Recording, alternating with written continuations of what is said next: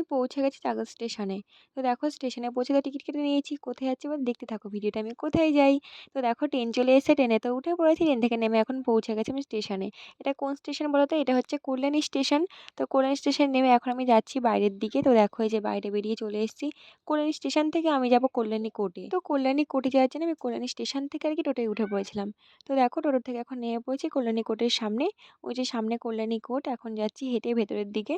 তো এসেছিলাম আমি এই যে এইগুলো কিনতে, স্ট্যাম্প পেপার, রেভিনিউ স্ট্যাম্প, তারপরে কোর্ট ফি, এগুলো আমি কিনতে এসেছিলাম। তো দেখো কিনে আমি চলে এসেছি আবার কল্যাণী স্টেশনে।